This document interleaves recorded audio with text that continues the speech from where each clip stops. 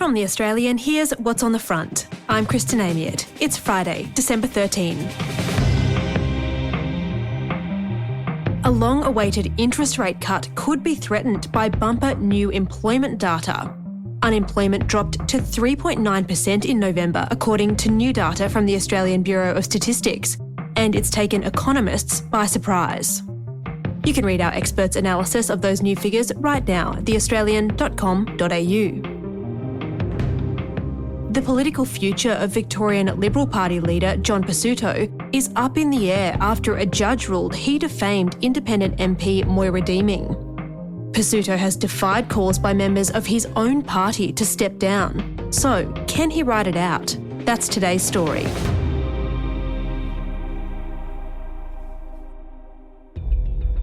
Obviously, I am just so delighted with today's result, and I'm very grateful to the court for their prompt consideration.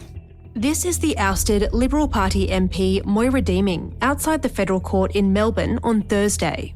Just want to say thank you to everybody who stood by with me, and we're just going to get out there and continue to get sex-based rights for women and child safeguards for children. What do you think happens to John Pesutto? Deeming was in high spirits because she'd just got a big win. Victorian opposition leader John Pesutto's leadership is under immense pressure from his colleagues after he lost a landmark defamation case. There are calls to allow exiled MP Moira Deeming back into the party room.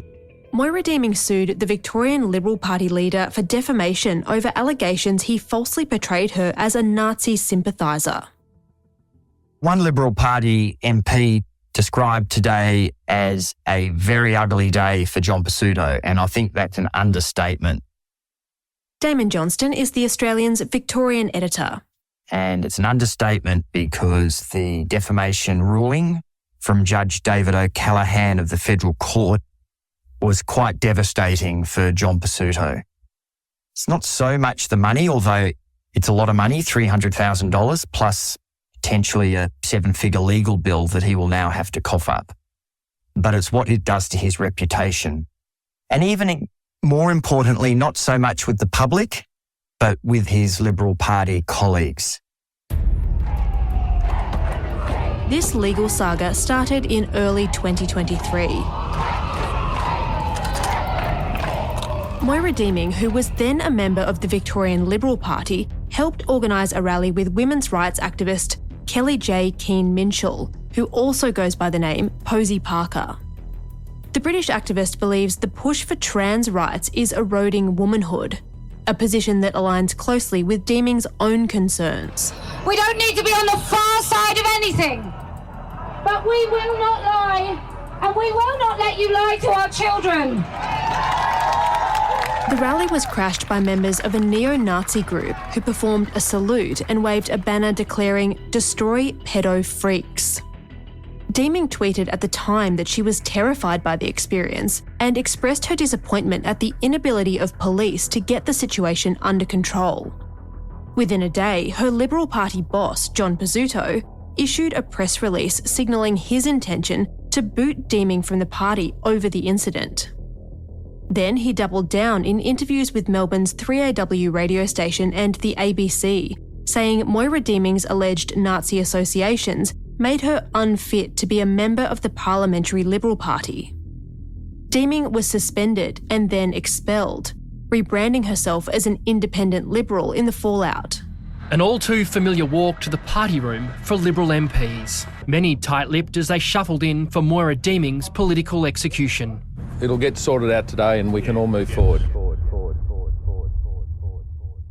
Fast forward to this year, when Moira Deeming sued John Pesutto for defamation on 5 grounds. She claimed suggestions by the Victorian Liberal leader that she associates with neo-Nazis and known white supremacists caused her serious harm. And on Monday, Federal Court Judge David O'Callaghan agreed, finding John Pesutto defamed Moira Deeming in various communications and appearances in the days and weeks following the Let Women Speak rally. It took the judge just a few minutes to deliver his verdict. These are his actual words from court. Mrs. Deeming pleaded numerous defamatory imputations in respect of each of those 5 impugned publications. I have found that the following defamatory imputations were conveyed. O'Callaghan also rejected the defence mounted by John Pesutto in court, saying the Liberal Party leader demonstrated an inability or refusal to give a simple answer to simple enough questions when giving evidence. But the judge didn't say Pesutto had been dishonest. The barrister representing Pesutto in the proceedings, Matthew Collins KC, argued Moira Deeming breached her obligation to demonstrate to Victorians that the Liberal Party was united, inclusive and deserving of being elected to government. And he said she should have known what she was getting into. A voice actor is reading the words spoken by Matthew Collins in court. A member of a mainstream political party which aspires to government, a member of that party has no business in organising rallies to the extent that Mrs. Deeming did without having done basic research, which would have uncovered just how toxic these associations would prove to be. Judge David O'Callaghan awarded Moira Deeming $300,000 for non-economic loss, but declined to award aggravated damages. A hearing for final orders, including the calculation of legal costs, is likely to happen in the next few days. Coming up, what now for the Victorian Liberal Party?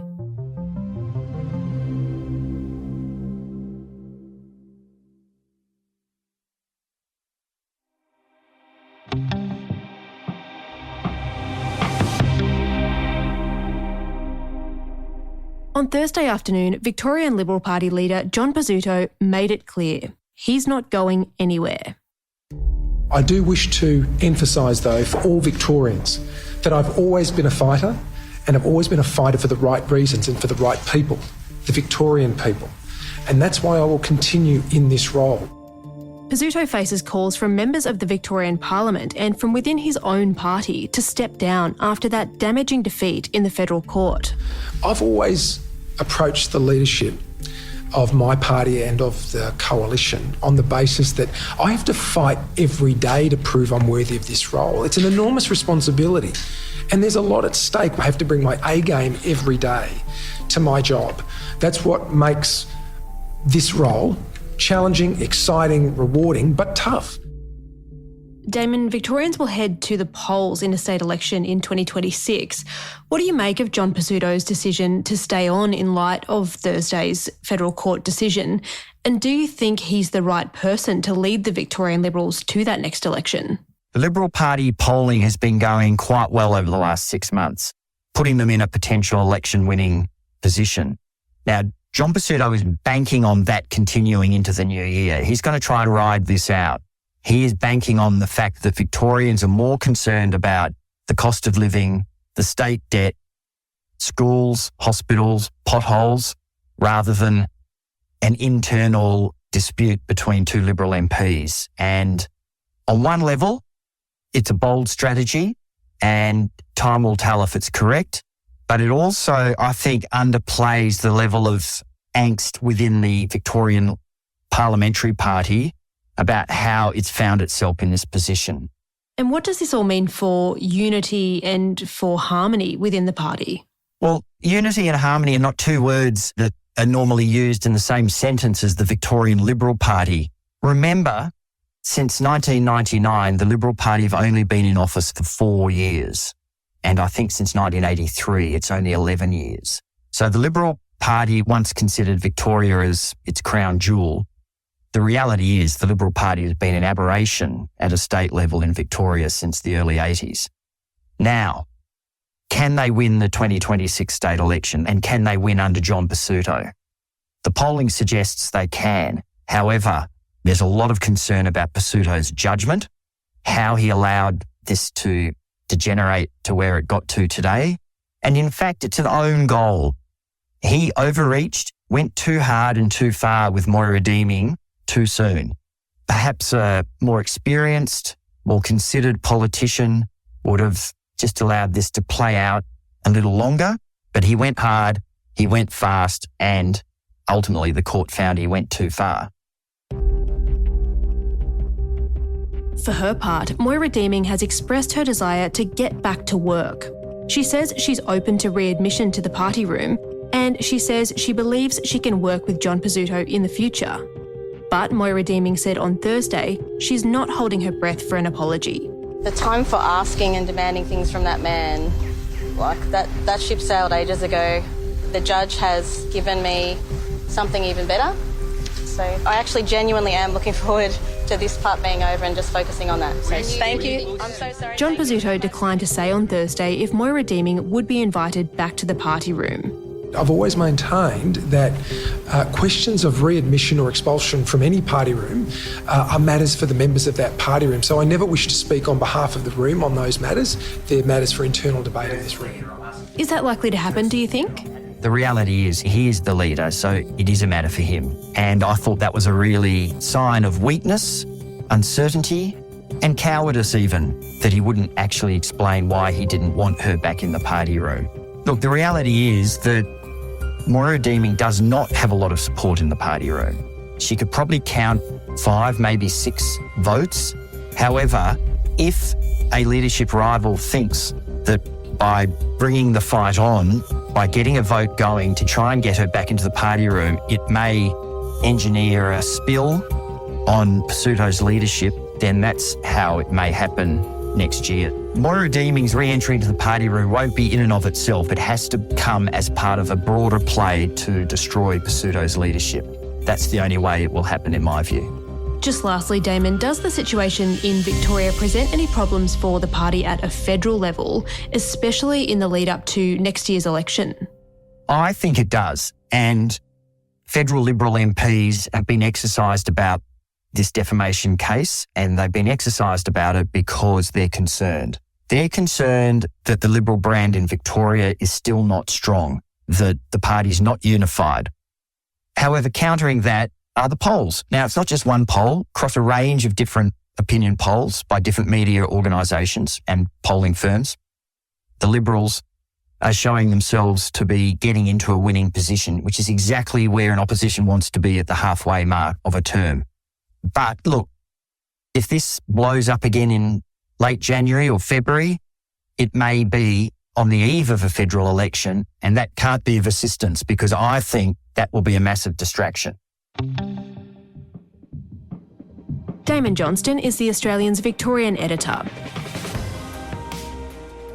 Before you go, I wanted to let you know the Australian's annual CEO survey is out today. Our team spoke to more than 70 of the nation's business leaders, from mining and energy to banking, manufacturing and retail, about how they really feel about the economy, reforms and the rise of Donald Trump. Check it out at theaustralian.com.au. Thanks for joining us on The Front this week. Our team is Claire Harvey, Jasper Leake, Leah Zamaglu, Josh Burton, Tiffany Dimmack, Stephanie Coombs and me, Kristen Amiot.